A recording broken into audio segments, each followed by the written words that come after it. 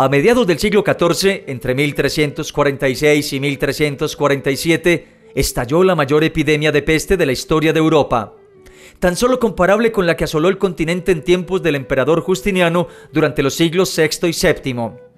Desde entonces la peste negra se convirtió en una inseparable compañera de viaje de la población europea, hasta su último brote a principios del siglo XVIII.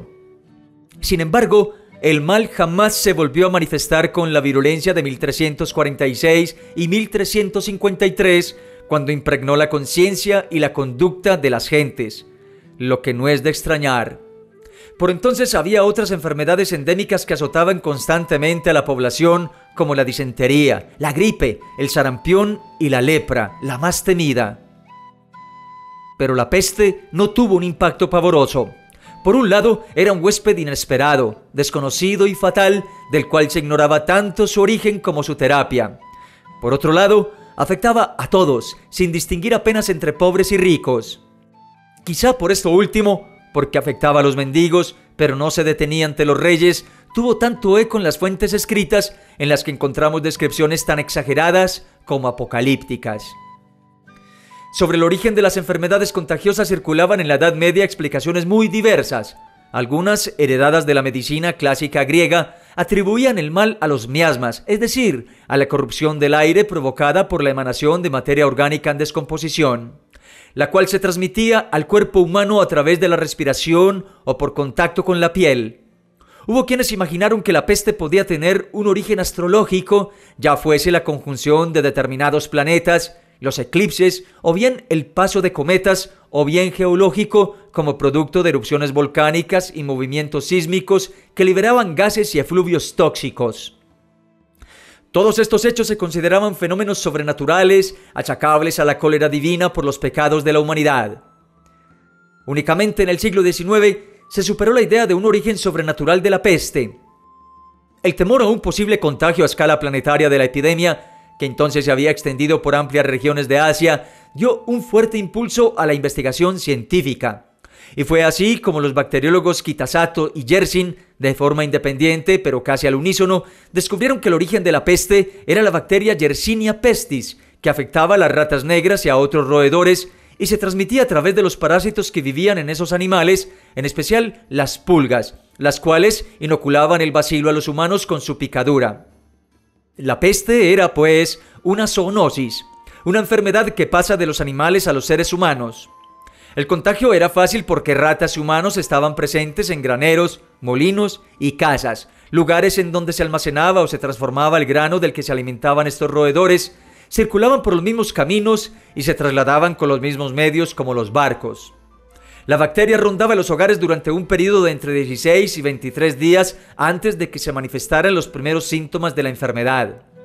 Transcurrían entre 3 y 5 días más hasta que se produjeran las primeras muertes y tal vez una semana más hasta que la población no adquiría conciencia plena del problema en toda su dimensión.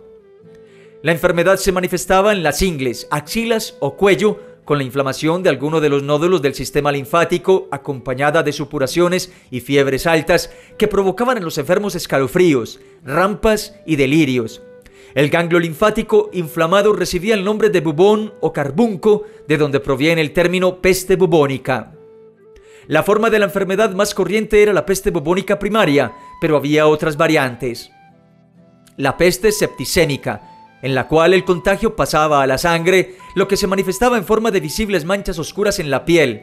De ahí el nombre de muerte negra, y la peste neumónica, que afectaba el aparato respiratorio y provocaba una tos expectorante que podía dar lugar al contagio a través del aire.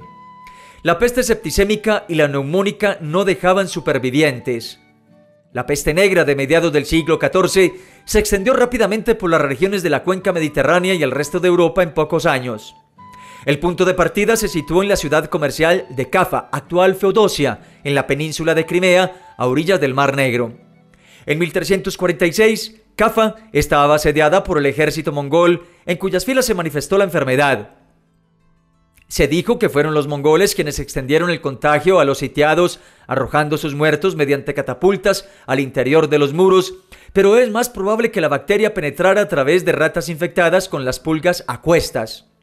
En todo caso, cuando tuvieron conocimiento de la epidemia, Los mercaderes genoveses que mantenían allí una colonia comercial huyeron despavoridos, llevando consigo los bacilos hacia los puntos de destino en Italia, desde donde se difundió por el resto del continente. Una de las grandes cuestiones que se plantean es la velocidad de propagación de la peste negra. Algunos historiadores proponen que la modalidad mayoritaria fue la peste neumónica o pulmonar y que su transmisión a través del aire hizo que el contagio fuera muy rápido. Sin embargo, cuando se afectaban los pulmones y la sangre, la muerte se producía de forma segura y en un plazo de horas, de un día como máximo, y a menudo antes de que se desarrollara la tos expectorante, que era el vehículo de transmisión. Por tanto, dada la rápida muerte de los portadores de la enfermedad, el contagio por esta vía solo podía producirse en un tiempo muy breve y su expansión sería más lenta. Los indicios sugieren que la plaga fue, ante todo, de peste bubónica primaria. La transmisión se produjo a través de barcos y personas que transportaban los fatídicos agentes, las ratas y las pulgas infectadas entre las mercancías o en sus propios cuerpos, y de este modo propagaban la peste sin darse cuenta allí donde llegaban. Las grandes ciudades comerciales eran los principales focos de recepción. Desde ellas, la plaga se transmitía a los burgos y las villas cercanas que, a su vez, irradiaban el mal hacia otros núcleos de población próximos y hacia el campo circundante. Al mismo tiempo, desde las grandes ciudades, la epidemia se proyectaba hacia otros centros mercantiles y manufactureros situados a gran distancia en lo que se conoce como saltos metastásicos, por lo que la peste se propagaba a través de las rutas marítimas, fluviales y terrestres del comercio internacional, así como por los caminos de peregrinación. Estas ciudades, a su vez, se convertían en nuevos epicentros de propagación a escala regional e internacional. La propagación por vía marítima podía alcanzar unos 40 kilómetros diarios, mientras que por vía terrestre oscilaba entre 0.5 y 2 kilómetros, con tendencia a aminorar la marcha en estaciones más frías o latitudes con temperaturas e índices de humedad más bajos. Ello explica que muy pocas regiones se libraran de la plaga, tal vez solo Islandia y Finlandia. A pesar de que muchos contemporáneos huían al campo cuando se detectaba la peste en las ciudades, lo mejor, se decía, era huir pronto y volver tarde. En cierto modo, las ciudades eran más seguras, dado que el contagio era más lento porque las pulgas tenían más víctimas a las que atacar. En efecto, se ha constatado que la progresión de las enfermedades infecciosas es más lenta cuanto mayor es la densidad de población y que la fuga contribuía a propagar el mal sin apenas dejar zonas a salvo. Y el campo no escapó de las garras de la epidemia.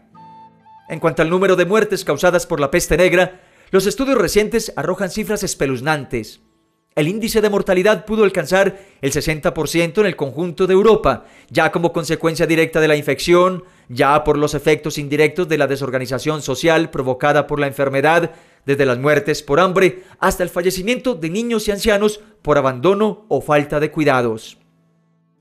La península ibérica, por ejemplo, pudo haber pasado de 6 millones de habitantes a 2 o bien 2,5, con lo que habría perecido entre el 60 y el 65% de la población.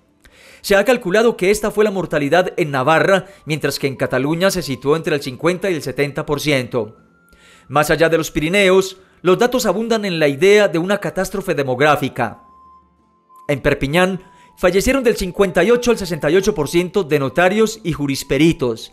Tasas parecidas afectaron al clero de Inglaterra. La Toscana, una región italiana caracterizada por su dinamismo económico, perdió entre el 50 y el 60% de la población. Siena y San Gimignano alrededor del 60%. Prato y Bolonia al menos sobre el 45%, y Florencia vio cómo de sus 92.000 habitantes quedaban poco más de 37.000. En términos absolutos, los 80 millones de europeos quedaron reducidos a tan solo 30 entre 1347 y 1353. Los brotes posteriores de la epidemia cortaron de raíz la recuperación demográfica de Europa, que no se consolidó hasta casi una centuria más tarde, a mediados del siglo XV. Para entonces era perceptible los efectos indirectos de aquella catástrofe. Durante los decenios que siguieron a la gran epidemia de 1347-1353, se produjo un notorio incremento de los salarios a causa de la escasez de trabajadores. Hubo también una fuerte migración del campo a las ciudades, que recuperaron su dinamismo. En el campo, Una parte de los campesinos pobres pudieron acceder a tierras abandonadas, por lo que creció el número de campesinos con propiedades medianas, lo que dio un nuevo impulso a la economía rural. Así, algunos autores sostienen que la mortandad provocada por la peste pudo haber acelerado el arranque del Renacimiento y el inicio de la modernización de Europa.